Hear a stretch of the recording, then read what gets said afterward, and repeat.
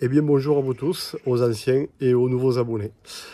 On ne s'est pas vu depuis un petit moment parce que l'été a été chaud, vous le savez, hein, je n'ai pas été le seul à subir cette forte chaleur. Et cette année, eh bien, je vais dire que le bureau m'a été interdit tellement il faisait chaud et comme je ne suis pas climatisé chez moi, c'est un choix pour la planète et on a quand même souffert de la chaleur. Le jardin aussi, le potager a beaucoup souffert, ça n'a pas donné grand-chose cette année, ça s'est mis en thermodormance et là, il y a peut-être 3-4 jours, il est tombé un très bel orage en fin d'après-midi, ça a tout réveillé. On a des fleurs un peu partout, on a les potirons qui se sont mis à refleurir, même à produire des petits potirons. Je ne sais pas jusqu'où ça pourra aller parce que c'est un peu tard, mais on va laisser la nature faire. Et j'ai même vu que j'avais une fleur sur un cerisier, sur le cerisier que j'ai planté cette année. Et puis cette année, j'ai profité, vous voyez, derrière moi, j'ai planté ce joli citronnier qui m'a été offert par un client et ami. Il en avait plusieurs et comme il devait rendre la maison, il m'a dit « Gilles, je ne peux pas tous les garder. Est-ce que ça t'intéresse ?» Alors j'en ai récupéré un. Il est plein de citron. En contact directement avec le sol. Donc voilà, il est considéré comme étant en pleine terre, celui-là. J'en ai profité cette année pour planter cet oranger qui est derrière moi. J'ai cette année planté plusieurs arbres. Un oranger, un mandarinier, un mirabellier, un cerisier et un abricotier.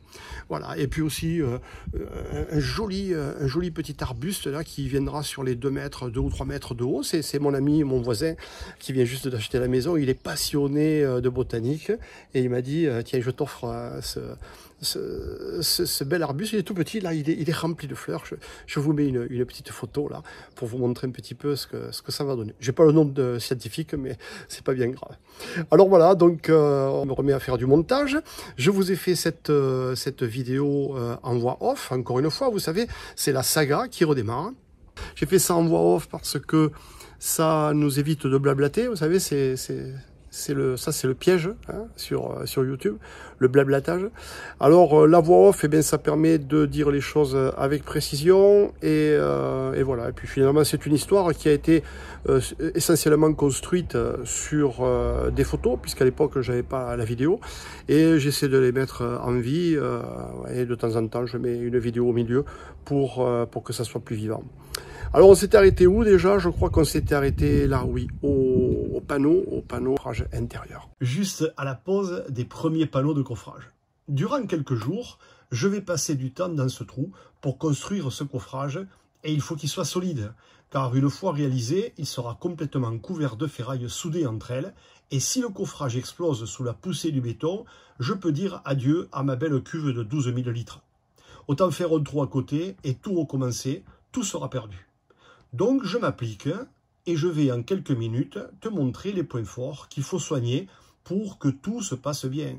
Et de plus, sache que la totalité des panneaux de coffrage en bois massif seront récupérés et réutilisés dans ce bâtiment.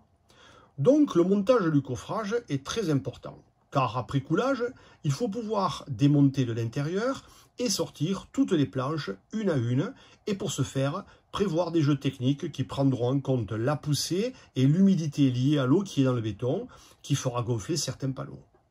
Je t'ai dit à la fin de la précédente vidéo que cette cuve serait carrossable. Ça veut dire que les voitures pourront rouler dessus, et ce, afin d'augmenter la surface de stationnement sur le parking.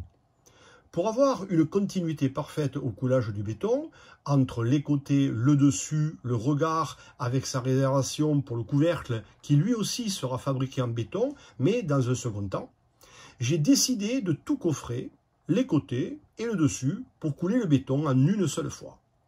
Un peu comme un gros moule à gâteau, mais à l'envers. Donc, il ne faut pas se rater. Allez, suis-moi, on y retourne. Après avoir monté les plus grands côtés, je les ai maintenus de façon provisoire avec les planches de ce même coffrage, mais des petits côtés qui ne sont pas encore montés. Les voilà tous en place et j'ai, comme tu peux le voir, ajouté un chevron horizontal, haut, intermédiaire et bas sur la hauteur du coffrage et sur toute la périphérie. Puis j'ai fixé par vissage les montants qui prennent appui sur les 3 traverses. Oui, je parle là des chevrons périphériques, haut, intermédiaire et bas. Je les ai maintenus en place avec des vis. Ben oui, c'est très important car ici, pas de pointe, mais uniquement des vis. Et oui, tout se démonte, souviens-toi, pour reprendre les efforts de la poussée du béton et éviter la déformation du coffrage. J'ai ajouté des écharpes sur les angles et toujours en alignement avec les 3 chevrons horizontaux. Le positionnement des panneaux en bas de cuve est considérablement simplifié, car si tu te souviens bien, j'ai, lors du coulage de la dalle de fond, créé une petite remontée de mur de 22 cm exactement. C'était la largeur du panneau de coffrage suspendu en fond de cuve. Voilà la photo. Cette marche est parfaitement d'équerre et me permet de positionner et de serrer mon coffrage en fond de cuve avec ces traverses qui sont coupées très légèrement plus courtes et serrées au fond avec des coins enfoncés au marteau. Oui, encore une fois, j'anticipe pour le démontage. Ensuite, comme tu peux le voir sur le fond plat et parfaitement d'équerre, j'ai à chaque fois contrecarré les poussées de toutes parts avec des fiches et des traverses qui prennent appui toujours sur les pièces de bois. Après quoi, j'ai jumelé ces 2 longs chevrons dans la plus grande longueur de la cuve et je les ai appuyés sur des chandelles pour pouvoir poser la dernière face de ce coffrage.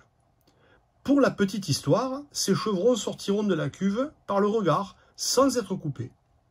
J'en ai profité pour mettre en place les réservations des tuyaux de remplissage et des trop-pleins avec des morceaux de polystyrène. Ça simplifie considérablement la suite de la manœuvre, car je peux couper les ferrailles et ajuster avec précision les entrées et les sorties de cette cuve. Voilà, le coffrage est fermé, ainsi que tous les petits ajustages complémentaires qui prennent un temps fou, tu peux t'en douter. Par exemple, faire la trappe de visite, mettre les renforts en bout de cuve sur le coffrage complémentaire pour faire la jonction entre le bac de décantation et la cuve, et du fait consommer moins de béton et rester vertueux et économique. Voilà, on est bon. J'ajuste le polyane de toutes parts pour ne pas salir les panneaux de coffrage et pouvoir les réutiliser à autre chose dans la fabrication de ce local. J'en ai déjà parlé plus haut. Après avoir tout bien contrôlé, j'ai passé un très long moment à genoux sur ce coffrage pour réaliser tous les raccords des panneaux de treillis soudés entre eux, prévoir les cales de hauteur en PVC sous les ferrailles et la mise en place de la double natte. Crois-moi, mes genoux s'en souviennent. Cette superposition de couches de ferraille, cet entrelacement de métal cache maintenant la quasi-totalité du bois. De loin, ça ressemble à un bunker ou à un abri anti-aérien de la dernière guerre mondiale. Le ferraillage est tellement rigide sur ses multiples appuis et reprises soudées, en long, en large et dans les angles, que je peux marcher dessus sans risquer de le déformer. Nous voilà fin prêts pour le coulage. Mais avant d'y aller, viens, je te montre l'intérieur, ça sent bon le bois. Un dernier contrôle de l'extérieur, tout est ok, on est bon, je n'ai rien oublié, je peux programmer la toupie et couler. Cette fois-là, ça a été tellement vite que je n'ai pas eu le temps de dégainer mon appareil et de faire une seule photo. Le lendemain, j'ai décoffré tout ce qui pouvait l'être et j'ai continué sur la mise en place sous gaine des trop-pleins, puis j'ai remblayé avec ce sable en 0,2, bien tassé, et puis j'ai rebouché le trou avec du tout venant et j'ai tout mis de niveau. Comme je te l'ai dit, j'ai les semaines suivantes décoffré tous les côtés de la cuve sans enlever les chandelles qui soutenaient la dalle du dessus. Pour cette partie, j'ai attendu 21 jours sans oublier d'arroser ma dalle, surtout les premiers jours, pour ralentir le séchage. Mais j'avais suffisamment de planches pour coffrer mes trottoirs et mes regards de caniveau. Me voilà reparti dans les coffrages, piquets, fiches, équerres, potelets, géotextiles, ferrailles, profil en angle en PVC pour avoir des angles à 45 degrés en bord de trottoir. Enfin, nous revoilà dans la construction. Ensuite, fabrication du cadre de réception de la future grille d'évacuation des eaux pluviales. En cas de très forte pluie, tu le sais, ça se vérifie de plus en plus partout en France, mais en particulier dans nos régions, dans le Grand Sud. Enfin voilà, une multitude de petits travaux, toujours difficilement quantifiables. Une fois terminé, j'ai rappelé mes dallagistes pour tirer les 15 mètres cubes de béton. C'est eux qui ont coulé la première dalle de mon local, je te montre tout ça dans la playlist de la saga, va voir, c'est instructif. L'un d'eux était là, la première fois, et il était piloté par Ricardo, chef de chantier ce jour-là. J'ajouterai Ricardo, le super chef de chantier, un extraterrestre. Ricardo a été appelé à d'autres fonctions dans cette même entreprise, j'ajouterai, quel dommage. Donc, entre-temps, celui-là, qui au départ était sous les ordres de Ricardo, est devenu lui-même chef de chantier. Et il était à la manœuvre ce jour-là. Mais cette fois-là, je pense qu'ils ont minimisé l'ampleur du travail, car à 3, pilotés par Ricardo, ils ont mis une journée pour couler la dalle de 350 mètres carrés et 60 mètres cubes de béton. Tu te souviens, j'en parle dans une de mes premières vidéos de la saga. Cette fois-là, pour couler 150 mètres carrés et 15 mètres cubes de béton, ils ont passé une journée à rallonge qui n'en finissait pas. Erreur d'évaluation sur les quantités, alors que j'avais moi-même cubé, il a jugé bon de renvoyer à la benne cette belle quantité qui nous fera défaut en fin de journée. Mais aussi sur le temps de prise du béton, ils ont dû rogner sur le passage entre le mur et le parking du supermarché pour finir sur les dents, comme on dit chez nous, avec une pente douce pour limiter la casse. Et récupérer le béton déjà reparti à la benne. Quel dommage. Et de plus, j'ai mis la main à la pâte pour finir avec eux. Morale de la petite histoire, ce n'est pas parce que tu fais travailler une entreprise que tu connais que tu retrouveras le même opérateur, chose qui est le cas lorsque tu t'adresses à une entreprise privée de petite taille. Encore une fois, cela vérifie une chose bien connue. Quand tu suis un super guide, tout te paraît très simple. Mais lorsque tu es aux commandes, tout se complique, et quelquefois considérablement, car encore une fois, nous ne sommes pas égaux devant l'Éternel, pas vrai ? Voilà pourquoi je n'ai pas vendu mon entreprise par respect pour ma clientèle, que j'accompagne dans la mesure de mes moyens et le plus longtemps possible. Car mon savoir-faire est étroitement lié à ma personne, exactement comme un chef en cuisine dans un restaurant, ou un coiffeur, ou un autre métier qui est directement lié à l'individu et à son propre savoir-faire. Et ça ne se vend pas, ça se donne. Et celui qui reçoit, reçoit et fait en fonction de ses propres capacités, pas vrai ? L'entreprise artisanale est une entité privée et personnelle, que l'on ne vend pas comme ça. Elle se transmet et avec un accompagnement de préférence. Souviens-toi, nous ne sommes pas égaux devant l'Éternel. Enfin voilà, nous avons malgré tout fini avec le sourire, et c'est bien là le principal. Le lendemain, j'ai décoffré l'ensemble et j'ai comme toujours pris un plaisir sans limite à marcher sur ces beaux trottoirs tout neufs. Tu peux penser qu'il est trop tôt d'avoir fait ces trottoirs maintenant, mais tu verras plus tard pourquoi il n'est pas trop tôt de les avoir coulés. Et dans quelle mesure ils vont être utiles dans la construction de ce bâtiment. Eh bien oui, encore une fois, j'ai anticipé. Voilà la grille d'évacuation fabriquée et installée dans son cadre. Là-bas au fond, on ne distingue plus la cuve, elle a déjà disparu et été recouverte et nivelée pour pouvoir exploiter la totalité de la surface de stationnement. J'ai par la suite installé ce tube chute unique, 2 fois 110 mm. Ces tubes sont spéciaux. Ils sont équipés d'un profil intérieur hélicoïdal qui crée un vortex central dans le tube et augmente considérablement le débit, car le tube ne sature jamais. Tiens, regarde, j'en ai retrouvé un bout, je te montre ça.